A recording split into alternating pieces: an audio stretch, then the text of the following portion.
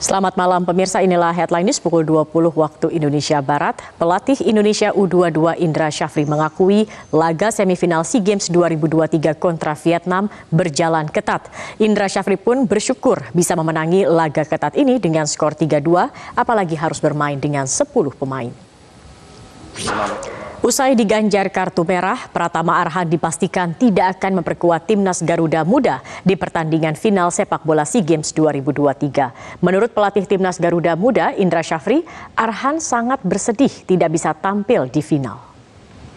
Demikianlah headline news untuk saat ini pemirsa. Headline news berikutnya akan kami hadirkan 1 jam mendatang. Tetap bersama kami, sesaat lagi program Top News akan hadir ke hadapan Anda. Salam pemirsa, senang sekali saya Zakia Arfan dapat kembali menjumpai Anda dalam program Top News. Kami akan menghadirkan beragam informasi terkini untuk Anda. Dan berikut adalah informasi utama dalam Top News malam ini.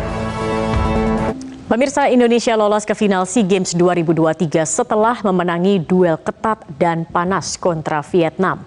Bermain dengan 10 pemain, Garuda Muda menang dengan skor 3-2. Fajar Faturrahman tampil tajam bersama timnas Indonesia U22 di SEA Games 2023 dengan mencetak 4 gol dan menjadi top scorer sementara timnas. Ini menjadi kejutan karena Fajar bukan seorang mesin gol.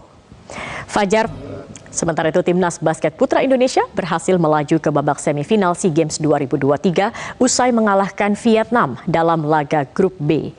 Kemenangan timnas basket putra Indonesia dalam sepekan terakhir, Kamboja menjadi buah bibir netizen yang membahas perihal sejumlah fasilitas pas-pasan sang tuan rumah. Mulai dari insiden atap bocor di penginapan atlet SEA Games hingga prosesi pengalungan medali yang terkesan seadanya.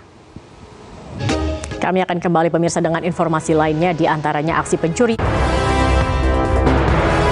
Pemirsa, aksi pencurian tas di sebuah rumah makan Padang di kawasan Pasar Minggu, Jakarta Selatan terekam kamera CCTV. Pelaku yang diketahui berjumlah 4 orang ini berhasil membawa kabur tas milik pengunjung yang berisi laptop, handphone, dokumen, dan uang tunai.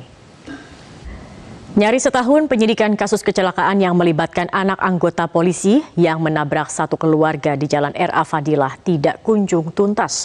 Korban pun menuntut keadilan. Ke informasi selanjutnya pemirsa, pembacok Arya Saputra, pelajar SMK yang tewas di Simpang Pomat Bogor, akhirnya ditangkap di Yogyakarta. Keluarga Arya pun histeris dan emosi saat bertemu langsung dengan pelaku. Keluarga berharap pelaku dihukum seberat-beratnya.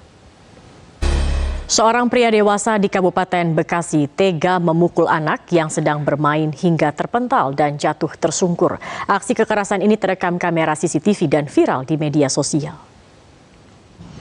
Tidak terima anaknya ditegur dengan suara keras di wahana bermain anak di salah satu mal di Kota Makassar, Sulawesi Selatan. 2 orang tua anak terlibat keributan di dalam mal. Sejumlah pengunjung serta satpam mal berusaha melerai keduanya sebelum akhirnya aparat kepolisian mendatangi lokasi. Pemirsa, Top News masih akan kembali dengan sejumlah informasi terkini lainnya. Tetap bersama kami. Pemirsa, gudang tempat pencetakan batu alam di Medan, Sumatera Utara ludes terbakar. Api dengan cepat membesar dan membakar seluruh bangunan yang dijadikan tempat penyimpanan cetakan batu alam yang terbuat dari plastik dan kayu.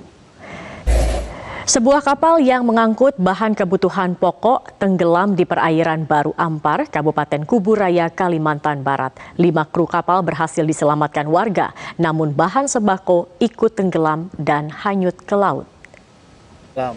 Ke informasi lain pemirsa, 4 pekerja tower BTS Telkomsel dari PT IBS disandra gerombolan kelompok separatis teroris Papua di distrik Okbab, Kabupaten Pegunungan Bintang, Papua Pegunungan. KST Papua mengajukan tuntutan tebusan sebesar 500 juta rupiah sebagai syarat pembebasan ke-4 orang yang disandra. Aksi kelompok separatis teroris Papua juga membuat pemilik Susi Air, Susi Pujiastuti, marah karena pilotnya Philip Mark Mertens yang tidak kunjung dibebaskan. Susi juga menyinggung soal KKB yang menyerang tim evakuasi. Kami akan kembali pemirsa dengan informasi pendaftaran baca. Pemirsa, jaringan nasional Anies Baswedan di Sleman, Daerah Istimewa Yogyakarta, meresmikan rumah pemenangan. Nantinya rumah pemenangan akan menjadi tempat konsolidasi di Pilpres 2024. Peresmian gesture dua putra Presiden Joko Widodo ke Ketua Umum Partai Gerindra Prabowo Subianto menjadi sorotan. Setelah Kaisang Pangarep mengenakan kaos bergambar Prabowo, giliran Gibran menyatakan relawan Jokowi mendukung Ganjar dan Prabowo. Pendaftaran Bacalek PDIP Papua Barat Daya ke KPU diwarnai keributan. Hal ini terjadi karena persoalan penentuan nomor urut. Aksi saling cekcok pun tidak terhindarkan. Pemirsa, kami akan kembali dengan video kerumunan warga di depan sebuah rumah mewah yang akan diberangkatkan umroh oleh salah satu sultan di kawasan Bojongkoneng, Cikarang Barat, viral di media sosial.